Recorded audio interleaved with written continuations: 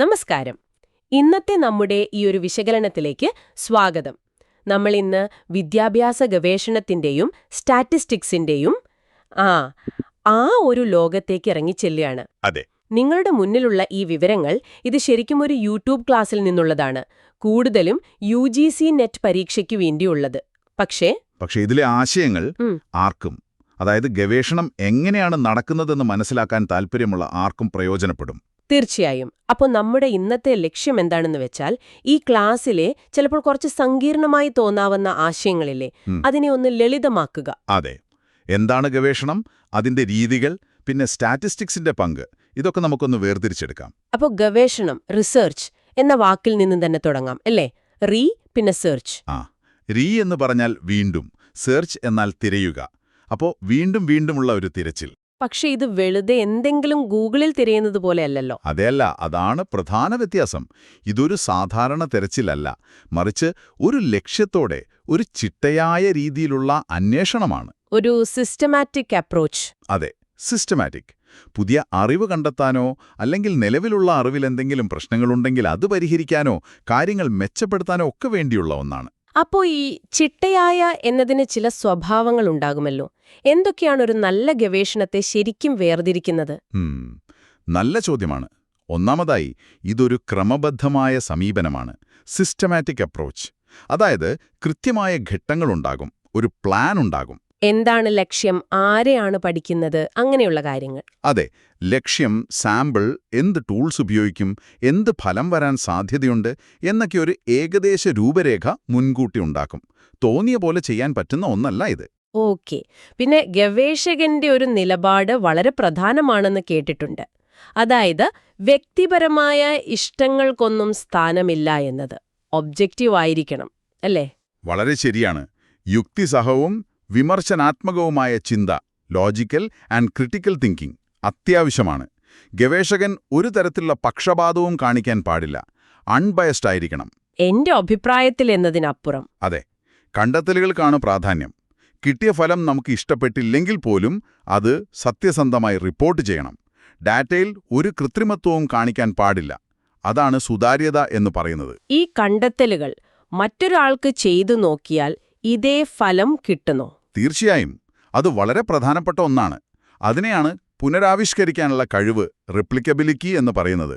നമ്മൾ ചെയ്ത അതേ രീതി പിന്തുടർന്നാൽ മറ്റൊരാൾക്കും ഏകദേശം അതേ ഫലത്തിലെത്താൻ പറ്റണം. ഒരു പാചകക്കുറിപ്പ് പോലെ.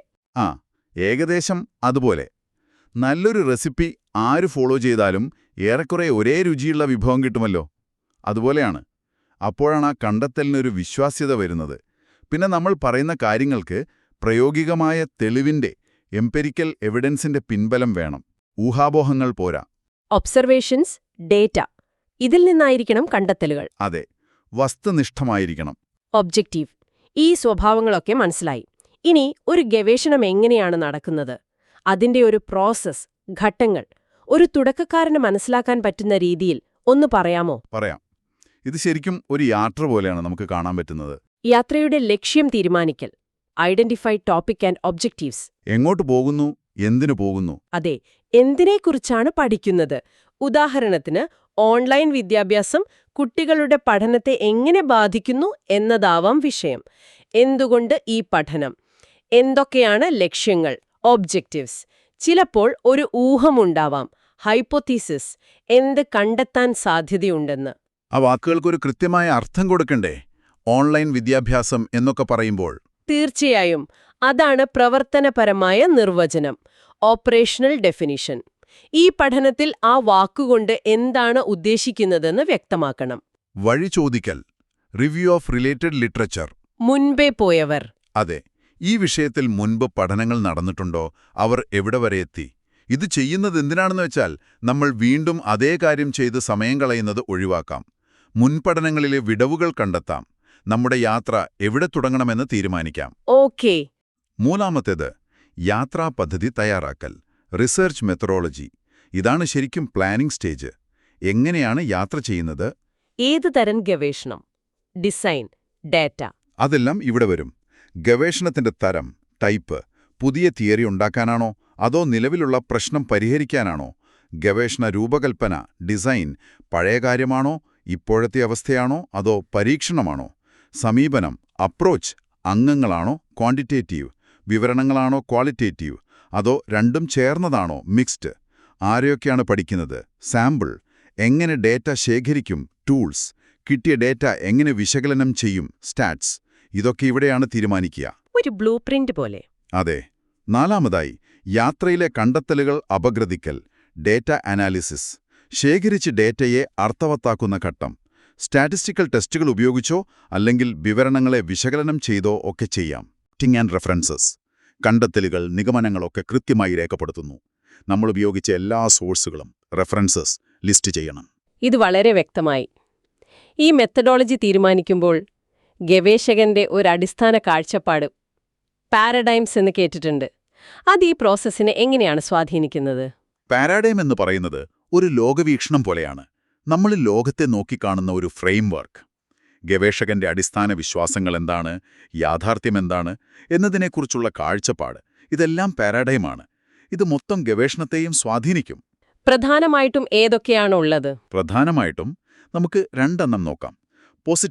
പോസിറ്റിവിസം വിശ്വസിക്കുന്നത് ഒരൊറ്റ യാഥാർത്ഥ്യമേ ഉള്ളൂ. അത് വസ്തുനിഷ്ഠമാണ്, ഒബ്ജക്റ്റീവ്, നമുക്കത് അളക്കാൻ പറ്റുമെന്നാണ്. അക്കങ്ങൾ, ഡാറ്റ, വസ്തുതകൾ, ഇതിനൊക്കെ പ്രാധാന്യം. അതെ. ക്വാണ്ടിറ്റേറ്റീവ് ഡേറ്റയ്ക്കാണ് ഇവിടെ പ്രാധാന്യം.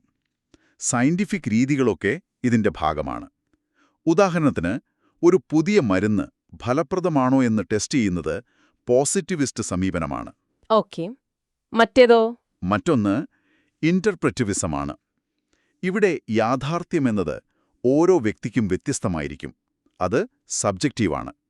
അളക്കുന്നതിനേക്കാൾ പ്രാധാന്യം മനസ്സിലാക്കുന്നതിനാണ്. ആളുകളുടെ അനുഭവങ്ങൾ, അഭിപ്രായങ്ങൾ. അതെ. ക്വാണ്ടിറ്റേറ്റീവ് ഡേറ്റയ്ക്കാണ് ഇവിടെ ഊന്നൽ. നേരത്തെ പറഞ്ഞ മരുന്നിന്റെ ഉദാഹരണമെടുത്താൽ, ആ മരുന്ന് കഴിച്ചവരുടെ അനുഭവങ്ങൾ, അവർക്കെന്തു തോന്നി എന്നൊക്കെ ചോദിച്ചറിയുന്നത് ഇന്റർപ്രറ്റിവിസ്റ്റ് രീതിയാണ്. അപ്പോ ഒന്ന് എത്രത്തോളം എന്ന് ചോദിക്കുമ്പോൾ മറ്റേത് എന്തുകൊണ്ട്, എങ്ങനെ എന്നൊക്കെയാണ് ചോദിക്കുന്നത്. രണ്ടും പ്രധാനമല്ലേ? തീർച്ചയായും. പലപ്പോഴും ഈ രണ്ടും ചേർന്നുള്ള സമീപനങ്ങളും ഉപയോഗിക്കാറുണ്ട്. സാഹചര്യത്തിനനുസരിച്ച് ഏതാണോ ഏറ്റവും പ്രയോജനകരം അതുപയോഗിക്കാം. മിക്സ്ഡ് മെത്തേഡ് ഇവിടെ സാധാരണമാണ്. ഈ പാരഡൈം പോലെ തന്നെ ഗവേഷണത്തിന്റെ തരം, രൂപകൽപ്പന, സമീപനം, ഇതൊക്കെ തമ്മിലുള്ള വ്യത്യാസം ഒന്നുകൂടി വ്യക്തമാക്കാമോ? എപ്പോഴും കൺഫ്യൂഷൻ വരുന്നൊരു ഏരിയയാണ്. അത് സാധാരണമാണ്. നമുക്കെങ്ങനെ ഓർക്കാം? തരം ചോദിക്കുന്നത് എന്തിന് ഈ ഗവേഷണം, പർപ്പസ്, എന്ത് ലക്ഷ്യത്തോടെ? അതെ, അടിസ്ഥാന ഗവേഷണം, ഫണ്ടമെന്റൽ ബേസിക്, പുതിയ തിയറികൾ, നിയമങ്ങളൊക്കെ ഉണ്ടാക്കാൻ. ഇതിന് പെട്ടെന്നൊരു പ്രായോഗിക ഉപയോഗം ഉണ്ടാവണമെന്നില്ല. ഒരു കെട്ടിടത്തിന്റെ ഫൗണ്ടേഷൻ ഇടുന്നത് പോലെ. പ്രയുക്ത ഗവേഷണം, അപ്ലൈഡ്, നിലവിലുള്ള തിയറി ഉപയോഗിച്ച് ഒരു പ്രാക്ടിക്കൽ പ്രശ്നം പരിഹരിക്കാൻ. ഫൗണ്ടേഷന് മുകളിൽ കെട്ടിടം പണിയുന്നതുപോലെ. ക്രിയാഗവേഷണം, ആക്ഷൻ, ഒരു പ്രത്യേക സ്ഥലത്തെ, ഒരു ക്ലാസ് റൂമിലോ ഓഫീസിലോ ഉള്ള ഒരു അടിയന്തര പ്രശ്നം പരിഹരിക്കാൻ. അവിടെയുള്ളവർ തന്നെ ചെയ്യുന്ന പഠനം. ഇത് അപ്ലൈഡിന്റെ ഒരു ഭാഗമാണ്, പക്ഷെ കൂടുതൽ ലോക്കലും പാർട്ടിസിപ്പേറ്ററിയുമാണ്. ഓക്കെ, ടൈപ്പ് കഴിഞ്ഞു. ഇനി ഡിസൈൻ. രൂപകൽപ്പന, ഡിസൈൻ. ചോദിക്കുന്നത് എങ്ങനെ പഠനം നടത്തുന്നു? Method, time frame. എപ്പോൾ, എങ്ങനെ? അതെ, ചരിത്രപരം, ഹിസ്റ്റോറിക്കൽ. പഴയ കാലത്തെക്കുറിച്ച് പഠിക്കുന്നു. വിവരണാത്മകം, ഡിസ്ക്രിപ്റ്റീവ്, ഇപ്പോഴത്തെ അവസ്ഥയെക്കുറിച്ച് പഠിക്കുന്നു. കാര്യങ്ങൾ എങ്ങനെയാണ് എന്ന് വിവരിക്കുന്നു. സർവേ, കേസ് സ്റ്റഡി ഒക്കെ ഇതിൽ വരും. പരീക്ഷണാത്മകം, എക്സ്പെരിമെന്റൽ, ഒരു കാര്യം മറ്റൊന്നിന് കാരണമാകുന്നുണ്ടോ, കോസ് എഫക്റ്റ് എന്ന് നോക്കുന്നു. ഇവിടെ ഗവേഷകൻ കാര്യങ്ങളെ നിയന്ത്രിക്കും, കൺട്രോൾ, മാറ്റം വരുത്തും, മാനിപ്പുലേഷൻ. ഭാവിയെ പ്രവചിക്കാൻ ശ്രമിക്കുന്നു. ഒരു തരത്തിലതെ, കാരണങ്ങൾ കണ്ടെത്താൻ ശ്രമിക്കുന്നു. സമീപനം, അപ്രോച്ച്, ചോദിക്കുന്നത് എന്ത് ഡാറ്റ ഉപയോഗിക്കുന്നു, ഡാറ്റ നേച്ചർ. ക്വാളിറ്റേറ്റീവ് ആണോ ക്വാളിറ്റേറ്റീവ് ആണോ? അതെ, പരിമാണപരം, ക്വാണ്ടിറ്റേറ്റീവ്, നമ്പറുകൾ, അളവുകൾ. ഗുണാത്മകം, ക്വാളിറ്റേറ്റീവ്, വാക്കുകൾ, വിവരണങ്ങൾ. മിശ്രിത രീതി, രണ്ടും ഉപയോഗിക്കുന്നു. അപ്പോൾ ഒരു റീസർച്ച് പ്രപ്പോസൽ എഴുതുമ്പോൾ ഈ മൂന്നും പറയണം. ഞാൻ ഇന്ന ടൈപ്പിൽ ഇന്ന ഡിസൈൻ ഉപയോഗിച്ച് ഇന്ന അപ്രോച്ചിലൂടെയാണ് പഠിക്കാൻ പോകുന്നത് എന്ന്. അതെ, ആ വ്യക്തത വളരെ പ്രധാനമാണ്. അത് ഗവേഷണത്തിന് ഒരു ദിശാബോധം നൽകും. ഇനി ഈ ഡാറ്റ ശേഖരിക്കുന്നതിനെക്കുറിച്ച് പറയുമ്പോൾ നമ്മൾ എല്ലാവരിൽ നിന്നും പോയി ഡാറ്റ എടുക്കാറില്ലല്ലോ. ഒരു ചെറിയ ഗ്രൂപ്പിനെ തിരഞ്ഞെടുക്കുകയല്ലേ ചെയ്യുന്നത്, സാമ്പിളിംഗ്. അതെ, പഠിക്കാൻ ഉദ്ദേശിക്കുന്ന മുഴുവൻ ആളുകളെയും നമ്മൾ പോപ്പുലേഷൻ എന്ന് പറയും. എല്ലാവരെയും പഠിക്കാൻ പറ്റാത്തതുകൊണ്ട് അവരെ പ്രതിനിധീകരിക്കുന്ന ഒരു ചെറിയ ഗ്രൂപ്പിനെ സാമ്പിൾ തിരഞ്ഞെടുക്കും. അതാണ് സാമ്പിളിംഗ്. സാമ്പിളിംഗിൽ പ്രധാനമായിട്ടും എത്ര രീതികളുണ്ട്? പ്രധാനമായും 2 രീതികളാണുള്ളത്. ഒന്ന് പ്രോബബിലിറ്റി സാമ്പിളിംഗ്. ഇവിടെ പോപ്പുലേഷനിലെ ഓരോ ആൾക്കും സാമ്പിളിൽ വരാൻ തുല്യ അവസരം, ഈക്വൽ ചാൻസ് കിട്ടും. ലോട്ടറി എടുക്കുന്നത് പോലെ. ഏതാണ്ട് അതുപോലെ. ഇത് കാരണം സാമ്പിൾ പോപ്പുലേഷനെ നന്നായി പ്രതിനിധീകരിക്കാൻ സാധ്യതയുണ്ട്. അപ്പോൾ കിട്ടുന്ന റിസൾട്ട് നമുക്ക് ജനറലൈസ് ചെയ്യാൻ പറ്റും. സിമ്പിൾ റാൻഡം സാമ്പിളിംഗ്, നറുക്കെടുപ്പ്, സ്ട്രാറ്റിഫൈഡ് സാമ്പിളിംഗ്, ആദ്യം ഗ്രൂപ്പുകളാക്കി പിന്നെ ഓരോ ഗ്രൂപ്പിൽ നിന്നും റാൻഡമായി എടുക്കുന്നത് ഒക്കെ ഇതിൽ വരും. സ്ട്രാറ്റിഫൈഡ് എന്ന് പറഞ്ഞാലിപ്പോ ആൺകുട്ടികൾ പെൺകുട്ടികൾ എന്ന് തരംതിരിച്ചിട്ട് രണ്ടിന്നും എടുക്കുന്നത് പോലെയോ? അതെ, പോപ്പുലേഷൻ പല സ്വഭാവമുള്ളവരാണെങ്കിൽ അവരെ ഒരേ സ്വഭാവമുള്ള ഗ്രൂപ്പുകളാക്കി തിരിച്ച് ഓരോന്നിൽ നിന്നും റാൻഡമായി എടുക്കുന്നു. 2. Non probability sampling. ഇവിടെ എല്ലാവർക്കും ഈക്വൽ ചാൻസ് കിട്ടില്ല. സൗകര്യം നോക്കിയെടുക്കുന്നതാണോ? ആവാം. ഗവേഷകന്റെ സൗകര്യം, അല്ലെങ്കിൽ ഒരു പ്രത്യേക ലക്ഷ്യം വെച്ച്, അല്ലെങ്കിൽ ഒരു കോട്ട തിരിച്ച്, അതുമല്ലെങ്കിൽ ഒരാളിൽ നിന്നും മറ്റൊരാളിലേക്ക് ചോദിച്ചറിഞ്ഞ് സ്നോബോൾ സാമ്പിളിംഗ് ഒക്കെ ആൾക്കാർ തിരഞ്ഞെടുക്കാം. ഇതെളുപ്പമാണ്, ചെലവ് കുറവാണ്. പക്ഷേ ബയസ്ഡ് ആകാൻ സാധ്യതയുണ്ട്. അതെ, സാമ്പിൾ പോപ്പുലേഷനെ ശരിയായി പ്രതിനിധീകരിച്ചെന്ന് വരില്ല. അതുകൊണ്ട് ജനറലൈസ് ചെയ്യാൻ ബുദ്ധിമുട്ടാണ്. അപ്പോ പഠനത്തിന്റെ ലക്ഷ്യം, സാഹചര്യം ഒക്കെ നോക്കി വേണം ഏത് രീതി വേണമെന്ന് തീരുമാനിക്കാൻ. തീർച്ചയായും. ഓക്കെ, ഡാറ്റ കിട്ടി. ഇനി അനാലിസിസ്, സ്റ്റാറ്റിസ്റ്റിക്സ്. പലർക്കും പേടിയുള്ള വാക്കാണിത്. ശരിക്കും എന്തിനാണ് സ്റ്റാറ്റിസ്റ്റിക്സ്? സ്റ്റാറ്റിസ്റ്റിക്സ് അതിന് പേടിക്കേണ്ട കാര്യമൊന്നുമില്ല. ഡേറ്റ നമ്മളോട് എന്തു പറയുന്നു എന്ന് മനസ്സിലാക്കാനുള്ള ഒരു ടൂള് മാത്രമാണത്. ഒരു ഭാഷ പോലെ. ഡേറ്റയുടെ ഭാഷ. അതെ, ഇതിനെ നമുക്ക് 2 ആയിട്ട് തിരിക്കാം. ഒന്ന്, വിവരണാത്മക സ്റ്റാറ്റിസ്റ്റിക്സ്, ഡിസ്ക്രിപ്റ്റീവ് സ്റ്റാറ്റിസ്റ്റിക്സ്. കിട്ടിയ ഡേറ്റയെ, ആ സാമ്പിളിനെ ഒന്ന് ചുരുക്കി വിവരിക്കാൻ. ശരാശരി, മീഡിയൻ, മോഡ് അങ്ങനെയുള്ള കാര്യങ്ങൾ. അതെ, കേന്ദ്ര പ്രവണത, സെൻട്രൽ ടെൻഡൻസി, മീൻ, മീഡിയൻ, മോഡ്. അതുപോലെ ഡേറ്റ എത്രത്തോളം സ്പ്രെഡായി കിടക്കുന്നു, വേരിയബിലിറ്റി, റേഞ്ച്, സ്റ്റാൻഡേർഡ് ഡീവിയേഷൻ. ഇതൊക്കെ ഡിസ്ക്രിപ്റ്റീവാണ്. ഡേറ്റയുടെ ഒരു സമ്മറി കൊടുക്കുക. 2, അനുമാന സ്റ്റാറ്റിസ്റ്റിക്സ്, ഇൻഫറൻഷ്യൽ സ്റ്റാറ്റിസ്റ്റിക്സ്. ഇതാണ് കുറച്ചുകൂടി അഡ്വാൻസ്ഡ്. സാമ്പിളിൽ നിന്ന് കിട്ടിയ വിവരം വെച്ച് ആ വലിയ പോപ്പുലേഷനെക്കുറിച്ച് അനുമാനങ്ങൾ നടത്താൻ. സാമ്പിളിലെ വ്യത്യാസം പോപ്പുലേഷനിലും ഉണ്ടാകുമോ എന്നൊക്കെ നോക്കാൻ. അതെ, ഹൈപ്പോത്തസിസ് ടെസ്റ്റിംഗ്, കോറിലേഷൻ ഒക്കെ ഇൻഫറൻഷ്യൽ സ്റ്റാറ്റിസ്റ്റിക്സിൽ വരും. ഈ അനുമാനങ്ങൾ നടത്തുമ്പോൾ ഡേറ്റയുടെ തരം പ്രധാനമാണോ? എല്ലാ നമ്പറുകളും ഒരുപോലെയല്ലല്ലോ കൈകാര്യം ചെയ്യുക. വളരെ പ്രധാനമാണ്. നമ്മൾ ഡേറ്റയെ എങ്ങനെ അളക്കുന്നു എന്നതിനെ ആശ്രയിച്ചിരിക്കും ഏത് സ്റ്റാറ്റിസ്റ്റിക്കൽ ടെസ്റ്റ് ഉപയോഗിക്കണം എന്നത്. 4 അളവുകളുടെ സ്കെയിലുകളുണ്ട്. Nominal, ordinal. അതെ, നോമിനൽ വെറും പേര് കൊടുക്കൽ, തരംതിരിക്കൽ, ആൺ പെൺ, വിവിധ നിറങ്ങൾ. ഇതിലൊന്നിനെ മറ്റൊന്നിനേക്കാൾ വലുപ്പമില്ല. ഓർഡിനൽ പേരിനൊപ്പം ഒരു ഓർഡർ കൂടിയുണ്ടാവും. റാങ്ക്, സംതൃപ്തിയുടെ ലെവല്, ഉയർന്നത്, ഇടത്തരം, താഴ്ന്നത്. പക്ഷേ ഈ ഓർഡറുകൾ തമ്മിലുള്ള അകലം തുല്യമാകണമെന്നില്ല. ഇന്റർവൽ ഓർഡറുണ്ട്, തുല്യ അകലമുണ്ട്, പക്ഷേ ഒരു യഥാർത്ഥ പൂജ്യമില്ല. ടെമ്പറേച്ചർ സെൽഷ്യസിൽ പറയുന്നത് പോലെ 0 ഡിഗ്രി എന്നാൽ ചൂടില്ല എന്നല്ലല്ലോ അർത്ഥം. ഇവിടെ കൂട്ടാനും കുറയ്ക്കാനും പറ്റും. റേഷ്യോ ഇന്റർവെല്ലിന്റെ എല്ലാ ഗുണങ്ങളുമുണ്ട്, അതോടൊപ്പം ഒരു യഥാർത്ഥ പൂജ്യവുമുണ്ട്. ഉയരം, ഭാരം, വയസ്സ്, മാർക്കൊക്കെ ഇതിൽ വരും. 0 മാർക്ക് എന്നാൽ മാർക്കില്ല എന്ന് തന്നെയാണ്. ഇവിടെ എല്ലാ കണക്കുകൂട്ടലുകളും നടത്താം. അപ്പൊ റേഷ്യോ സ്കെയിലിൽ ഏറ്റവും കൂടുതൽ ഇൻഫർമേഷൻ തരുന്നത്. ഈ സ്കെയിൽ അനുസരിച്ചാണോ നമ്മൾ പാരാമെട്രിക്, നോൺ പാരാമെട്രിക് ടെസ്റ്റുകൾ തിരഞ്ഞെടുക്കുന്നത്?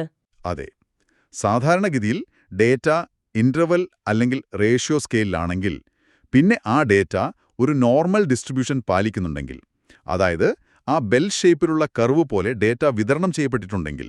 Normal probability curve, NPC. അതെ, NPC. അങ്ങനെയുണ്ടെങ്കിൽ നമുക്ക് പാരാമെട്രിക് ടെസ്റ്റുകൾ ഉപയോഗിക്കാം. ടി ടെസ്റ്റ്, അനോവ ഒക്കെ പാരാമെട്രിക് ആണ്. ഇവ കുറച്ചുകൂടി പവർഫുൾ ടെസ്റ്റുകളാണ്. ഡേറ്റ നോമിനലോ ഓർഡിനലോ ആണെങ്കിലോ, അല്ലെങ്കിൽ നോർമൽ ഡിസ്ട്രിബ്യൂഷൻ ഇല്ലെങ്കിലോ, അപ്പോഴാണ് നമ്മൾ നോൺ പാരാമെട്രിക് ടെസ്റ്റുകളിലേക്ക് പോകുന്നത്. കൈ-സ്ക്വയർ, മാൻ-വിറ്റ്നി യു ഒക്കെ നോൺ പാരാമെട്രിക് ആണ്. ഓരോ പാരാമെട്രിക് ടെസ്റ്റിനും പകരം വയ്ക്കാൻ പറ്റുന്ന നോൺ പാരാമെട്രിക് ടെസ്റ്റുകളുമുണ്ട്. ഈ ഹൈപ്പോത്തസിസ് ടെസ്റ്റിംഗ് എന്ന് പറഞ്ഞല്ലോ, അതെന്താണ് സിമ്പിളായിട്ട് പറഞ്ഞാൽ? നമ്മളൊരു പഠനം തുടങ്ങുമ്പോൾ മനസ്സിലൊരു ഊഹം കാണുമല്ലോ. ഉദാഹരണത്തിന്, ഈ പുതിയ പഠനരീതി കുട്ടികളുടെ മാർക്ക് കൂട്ടും. അതാണ് റിസർച്ച് ഹൈപ്പോത്തസിസ്. അതെ. പക്ഷേ സ്റ്റാറ്റിസ്റ്റിക്സിൽ നമ്മൾ ഇതിനെ നേരിട്ടല്ല ടെസ്റ്റ് ചെയ്യുന്നത്. നമ്മൾ ഇതിന്റെ വിപരീതം പറയും. ഈ പുതിയ പഠനരീതി മാർക്കിൽ ഒരു വ്യത്യാസവും ഉണ്ടാക്കുന്നില്ല. ഇതാണ് ശൂന്യപരികൽപ്പന, നൾ ഹൈപ്പോത്തസിസ്, H0. വ്യത്യാസമില്ല, ബന്ധമില്ല എന്ന സ്റ്റേറ്റ്മെന്റ്. എന്നിട്ട് ഇതിനെ തെറ്റാണെന്ന് തെളിയിക്കാൻ നോക്കും. അതെ. നമ്മൾ ശേഖരിച്ച ഡേറ്റ ഉപയോഗിച്ച് ഈ H0 തെറ്റാണെന്ന് പറയാൻ മാത്രം ശക്തമായ തെളിവുണ്ടോ എന്ന് നോക്കും. കോടതിയിൽ നിരപരാധിയാണ്, മറിച്ച് തെളിയുന്നതുവരെ. നല്ല ഉദാഹരണം. അപ്പോ തെളിവ് ശക്തമാണെങ്കിൽ H0യെ തള്ളിക്കളയും. അതെ, H0യെ തള്ളിക്കളഞ്ഞാൽ നമ്മുടെ ആദ്യത്തെ ഊഹം, ഓൾട്ടർനേറ്റീവ് ഹൈപ്പോത്തസിസ്, ശരിവെക്കാൻ സാധ്യതയുണ്ട് എന്ന് പറയും. പക്ഷേ ഈ തീരുമാനമെടുക്കുമ്പോൾ തെറ്റുപറ്റാൻ സാധ്യതയുണ്ട്. Type I, type 2 error. അതെ. ടൈപ്പ് 1 എറർ എന്ന് പറഞ്ഞാൽ ശരിക്കും വ്യത്യാസമൊന്നുമില്ല. H0 ശരിയാണ്, പക്ഷെ നമ്മൾ വ്യത്യാസമുണ്ടെന്ന് തെറ്റായി പറഞ്ഞു. H0യെ തള്ളിക്കളഞ്ഞു, നിരപരാധിയെ ശിക്ഷിക്കുന്നതുപോലെ. ടൈപ്പ് 2 എറർ എന്ന് പറഞ്ഞാൽ ശരിക്കും വ്യത്യാസമുണ്ട്, H0 തെറ്റാണ്, പക്ഷെ നമ്മൾ വ്യത്യാസമില്ലെന്ന് തെറ്റായി പറഞ്ഞു. H0യെ സ്വീകരിച്ചു. കുറ്റവാളിയെ വെറുതെ വിടുന്നതുപോലെ. ഓക്കെ, ഇത് രണ്ടും ബാലൻസ് ചെയ്ത് കൊണ്ടുപോകണം. ഇനി ഈ ടെസ്റ്റുകളൊക്കെ ചെയ്യുമ്പോൾ നമ്മൾ ഉപയോഗിക്കുന്ന ടൂൾസ്, അതായത് ചോദ്യാവലിയോ മറ്റോ, അതിന്റെ ക്വാളിറ്റി പ്രധാനമല്ലേ? റിലയബിലിറ്റി, വാലിഡിറ്റി എന്നൊക്കെ കേൾക്കാം. അതെന്താണ്? വളരെ വളരെ പ്രധാനപ്പെട്ട രണ്ട് കാര്യങ്ങളാണത്. വിശ്വാസ്യത, റിലയബിലിറ്റി എന്ന് പറഞ്ഞാൽ സ്ഥിരതയാണ്, കൺസിസ്റ്റൻസി. നമ്മൾ ഉപയോഗിക്കുന്ന അളക്കാനുള്ള ഉപകരണം, ടെസ്റ്റ്, ചോദ്യാവലി എക്സെട്ര ഒരേ സാഹചര്യത്തിൽ വീണ്ടും വീണ്ടും ഉപയോഗിച്ചാൽ ഏകദേശം ഒരേ റിസൾട്ട് തന്നെ തരുന്നുണ്ടോ? ഒരു വെയിങ് മെഷീൻ ഓരോ തവണ നോക്കുമ്പോഴും ഓരോ തൂക്കം കാണിച്ചാൽ അതിന് റിലയബിലിറ്റി ഇല്ലെന്ന് പറയില്ലേ? അതുപോലെ കൺസിസ്റ്റന്റ് ആയിരിക്കണം. അതെ. സാധുത, വാലിഡിറ്റി എന്ന് പറഞ്ഞാൽ കൃത്യതയാണ്, ആക്യുറസി. നമ്മൾ എന്താണോ അളക്കാൻ ഉദ്ദേശിച്ചത് അത് തന്നെയാണോ ആ ഉപകരണം അളക്കുന്നത്? ഇന്റലിജൻസ് അളക്കാനുള്ള ടെസ്റ്റില് ഓർമ്മശക്തിയാണ് അളക്കുന്നതെങ്കിൽ വാലിഡിറ്റി ഇല്ല. കൃത്യം. കണക്കിന്റെ കഴിവ് അളക്കേണ്ട പരീക്ഷയിൽ ഭാഷാപ്രാവീണ്യം അളക്കുന്ന ചോദ്യങ്ങൾ വന്നാൽ ആ ടെസ്റ്റിന് വാലിഡിറ്റി കുറവാണ്. റിലയബിലിറ്റി ഇല്ലാതെ വാലിഡിറ്റി ഉണ്ടാവില്ല. രണ്ടും വേണം. ഇത് വ്യക്തമായി. അവസാനമായിട്ട് ഈ കോറിലേഷൻ എന്നതിനെക്കുറിച്ചുകൂടി ഒന്ന് പറയാമോ? രണ്ട് കാര്യങ്ങൾ തമ്മിലുള്ള ബന്ധം. സഹബന്ധം, കോറിലേഷൻ എന്ന് പറഞ്ഞാൽ രണ്ട് വേരിയബിളുകൾ, ചരങ്ങൾ തമ്മിൽ എന്തെങ്കിലും ബന്ധമുണ്ടോ, ഉണ്ടെങ്കിൽ അത് എങ്ങനെയാണ് എന്ന് പറയുന്ന ഒരു സ്റ്റാറ്റിസ്റ്റിക്കൽ അളവാണ്. ഒന്ന് കൂടുമ്പോൾ മറ്റേതും കൂടുന്നോ അതോ കുറയുന്നോ? ഉദാഹരണം, പഠിക്കുന്ന സമയം കൂടിയാൽ മാർക്ക് കൂടുന്നത്. ഒന്ന് കൂടുമ്പോൾ മറ്റേത് കുറയുകയാണെങ്കിൽ നെഗറ്റീവ് കോറിലേഷൻ. ഉദാഹരണം, വ്യായാമം കൂടുമ്പോൾ ശരീരഭാരം കുറയുന്നത്. തമ്മിൽ ബന്ധമൊന്നുമില്ലെങ്കിൽ സീറോ കോറിലേഷൻ. ഇതിന്റെ ശക്തിയും അളക്കാൻ പറ്റുമോ? പറ്റും. കോറിലേഷൻ കോഎഫിഷ്യന്റ് എന്നൊരു സംഖ്യയുണ്ട്. അത് -1നും +1നും ഇടയിലായിരിക്കും. +1ന് അടുത്താണെങ്കിൽ ശക്തമായ പോസിറ്റീവ് ബന്ധം, -1ന് അടുത്താണെങ്കിൽ ശക്തമായ നെഗറ്റീവ് ബന്ധം, 0ക്ക് അടുത്താണെങ്കിൽ ബന്ധം കുറവ്. പക്ഷെ ഒരു കാര്യം ഓർക്കണം. കോറിലേഷൻ ഉണ്ടെന്ന് വെച്ച് ഒന്ന് മറ്റൊന്നിനെ കാരണമാകണമെന്നില്ല. എക്സാക്ട്ലി. അത് വളരെ പ്രധാനപ്പെട്ട പോയിന്റാണ്. ഐസ്ക്രീം വിൽപ്പനയും കടലിൽ മുങ്ങിമരണവും തമ്മിൽ പോസിറ്റീവ് കോറിലേഷൻ ഉണ്ടാവാം. പക്ഷേ ഐസ്ക്രീം കഴിച്ചതുകൊണ്ടല്ലല്ലോ ആളുകൾ മുങ്ങിമരിക്കുന്നത്. രണ്ടും ചൂടുകാലത്ത് കൂടുന്നതുകൊണ്ടാണ് ആ ബന്ധം വരുന്നത്. ശരിയാണ്. ഗംഭീരം. നമ്മൾ ഗവേഷണം എന്താണെന്നും അതിന്റെ വിവിധ ഘട്ടങ്ങൾ, രീതികൾ, ഡിസൈനുകൾ, പിന്നെ ഡേറ്റ കളക്ഷൻ, സാമ്പിളിംഗ്, പ്രധാനപ്പെട്ട സ്റ്റാറ്റിസ്റ്റിക്കൽ ആശയങ്ങൾ, ഒരുപാട് കാര്യങ്ങൾ ഇന്ന് സംസാരിച്ചു. അതെ, ഇതൊരു വലിയ ഏരിയയാണ്. നമ്മൾ പ്രധാനപ്പെട്ട കാര്യങ്ങളിലൂടെ ഒന്ന് ഓടിച്ചു പോയെന്നേ ഉള്ളൂ. തുടക്കത്തിൽ ചിലർക്കിതൊക്കെ കേട്ട് ചെറിയൊരു പേടി തോന്നിയിട്ടുണ്ടാവാം. പക്ഷെ ഗവേഷണത്തിന് അതിൻ്റേതായ ഒരു ലോജിക്കും ചിട്ടയും ഉണ്ടെന്ന് ഈ സംസാരത്തിലൂടെ നിങ്ങൾക്ക് മനസ്സിലായി കാണുമെന്ന് കരുതുന്നു. ഒരു കാര്യം കൂടി കൂട്ടിച്ചേർക്കട്ടെ. ഈ ഗവേഷണ രീതികളെക്കുറിച്ചും സ്റ്റാറ്റിസ്റ്റിക്സിനെക്കുറിച്ചുമൊക്കെയുള്ള അറിവില്ലേ, ഇത് അക്കാഡമിക് കാര്യങ്ങൾക്ക് മാത്രമല്ല ഉപകാരപ്പെടുന്നത്. അതെങ്ങനെ? നമ്മൾ നിത്യജീവിതത്തിൽ ഒരുപാട് വിവരങ്ങൾ കാണുന്നുണ്ട്, കേൾക്കുന്നുണ്ട്. വാർത്തകൾ, സർവേ റിപ്പോർട്ടുകൾ, പരസ്യങ്ങൾ, ഇതിലൊക്കെ വരുന്ന അവകാശവാദങ്ങൾ. ശരിയാണ്. ഈ വിവരങ്ങളെയൊക്കെ ഒന്ന് ക്രിട്ടിക്കലായിട്ട്, വിമർശനാത്മകമായിട്ട് നോക്കിക്കാണാൻ ഈ അറിവ് നമ്മളെ സഹായിക്കും. ഇവർ ഈ പറയുന്നതിന് എന്ത് തെളിവാണുള്ളത്? ഇവരെങ്ങനെയാണ് ഈ നിഗമനത്തിലെത്തിയത്? ഈ സാമ്പിൾ ശരിക്കും എല്ലാവരെയും പ്രതിനിധീകരിക്കുന്നുണ്ടോ എന്നൊക്കെയുള്ള ചോദ്യങ്ങൾ ചോദിക്കാൻ നമ്മൾ പഠിക്കും. അതായത് വെറുതെ വിശ്വസിക്കാതെ ഒന്ന് ചിന്തിക്കാൻ പ്രേരിപ്പിക്കും. അതെ, ചിട്ടയായതും തെളിവുകളെ അടിസ്ഥാനമാക്കിയുള്ളതുമായ ഒരു സമീപനം. അത് നമ്മുടെ ചിന്താരീതിയെ തന്നെ മാറ്റിയേക്കാം. നിങ്ങൾ എപ്പോഴെങ്കിലും ആലോചിച്ചിട്ടുണ്ടോ, ഇങ്ങനെയൊരു അപ്രോച്ച് നിങ്ങളുടെ ദൈനംദിന പ്രശ്നപരിഹാരത്തിൽ എന്തുമാറ്റം കൊണ്ടുവരുമെന്ന്? വളരെ പ്രസക്തമായൊരു ചിന്തയാണ്. ഈ ആഴത്തിലുള്ള വിശകലനത്തിന് വളരെ നന്ദി. സന്തോഷം. നമുക്ക് വീണ്ടും കാണാം.